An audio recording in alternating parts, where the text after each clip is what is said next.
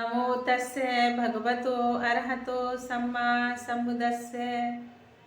सभी धम्म बंधुओं को सब प्रेम मेरा नमो बुद्धाय जय भीम। बौद्ध भारत में आपका स्वागत है। थेरी गाथा के तीसरे वर्ग में यह 33वीं थेरी गाथा है उब्बरी। श्रावस्ती में कुलीन घर में जन्म हुआ। अतिशय सुंदरी होने के कारण कौशल राज प्रसन्नजीत के अंतपुर में स्थान मिला। कुछ काल बाद एक कन्या उत्पन्न हुई जिसका नाम जीवंती रखा गया। राजा शिशु और उसको देखकर इतना प्रसन्न हुआ कि उसने उब्बरी को राजमहिषी का पद दे दिया। किंतु जीवंती थोड़े दिन में हंस खेल कर चल बसी। उब्बरी बहुत शोकाहत हुई। वह प्रतिदिन उस शमशान में जाकर रोया करती थी जहाँ उसकी बच्ची जलाई गई थी।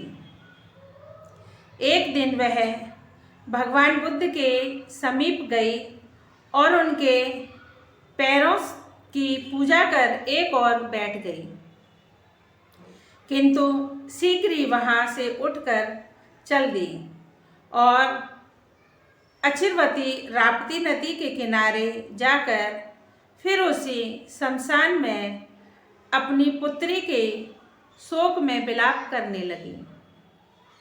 भगवान बुद्ध ने गंधकुटी में ही बैठे हुए इस दृश्य को देखा और अपने योग बल से उब्बरी के सम्मुख ही जैसे स्थिर होकर उससे पूछा, उब्बरी तू क्यों विलाप करती है? उब्बरी ने उत्तर दिया, देव मैं अपनी कन्या के लिए विलाप करती हूँ।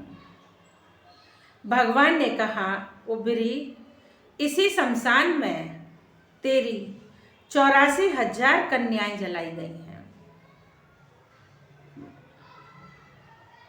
बता तू उनमें से किस कन्या के लिए विलाप कर रही है?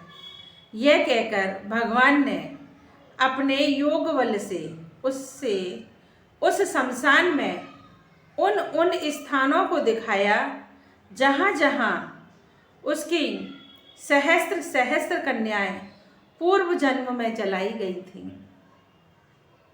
और कहा, अम्म जीवाति बनहमी कंदसी अत्तानंग अधिगच्छ उब्बरी चुल्लाह सीति सहसानी सब्बा जीवस्य नामिका एतम्मलाने दठा तासंग कमनु सोचसी अम्म जीवा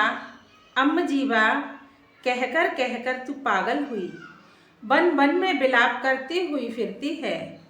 उब्बरी होश रख, तेरी 84,000 जीवंती नाम की कन्याएं इसी शमशान में जलाई गई हैं। बता तू उनमें से किस जीवंती के लिए शोक करती है? अब वही तब में सल्लंग दुद्दसंग हृदय निशितंग यंग में शोक परेताए धीतु शोकंग व्यपानुदी। भगवान बुद्ध के उपयुक्त वचन को सुनकर उब्बरी को उद्बोध हुआ।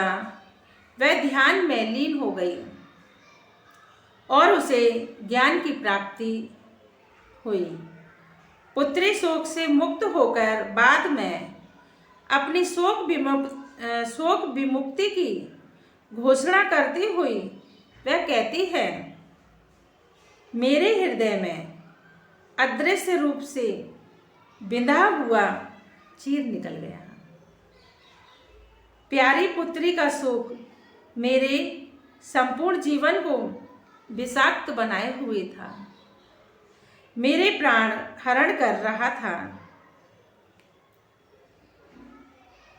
साज्य अबुल्ला सल्लाहं निच्छता परिनिब्बुता बुद्धं धम्मं च संघं च उपेमि शरणं मुनिंति। अब वह शोक नहीं रहा। आज मेरा हृदय तृष्णा रूपी तीर के निकल जाने पर शांत है, अकुलता रहित है। मेरा चित्त आज निर्मल और शांतिपूर्ण है। मैं मुनि बुद्ध उनके धर्म और संग की शरण लेती हूँ।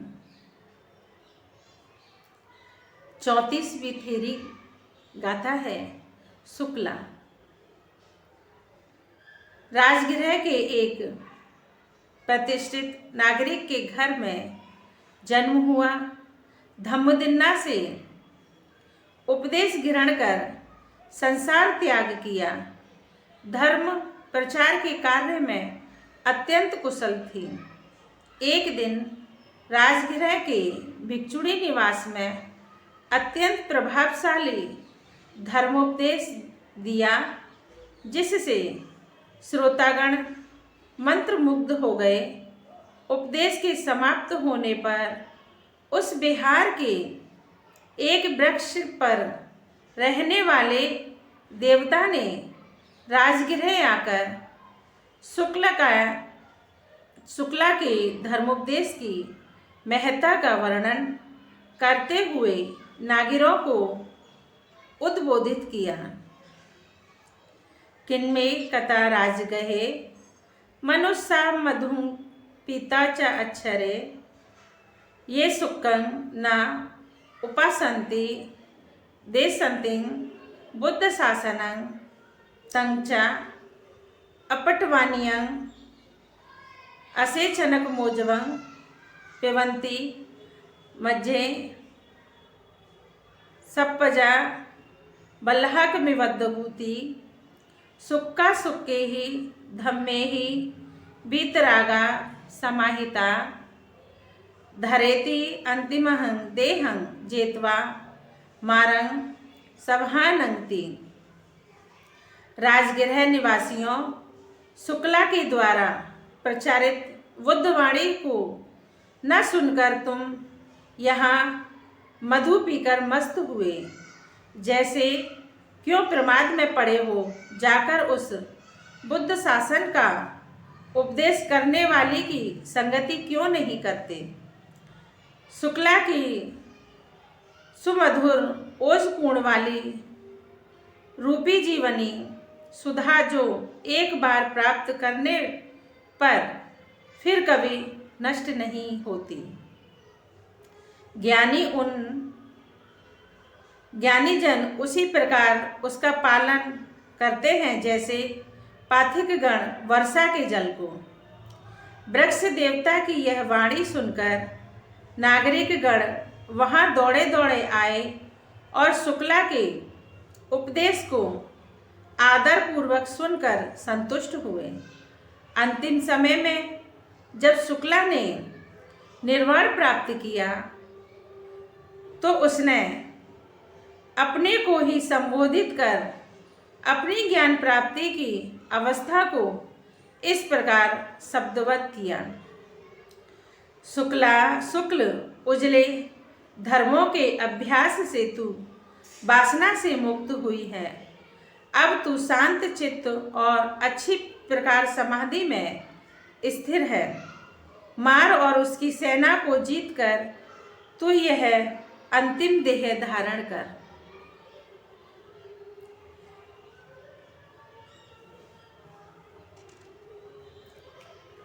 इन्हीं थेरी गाथाओं के साथ आप सबका मंगल हो, कल्याण हो, सब सुखी रहें, सबकी स्वस्थ मुक्ति हो।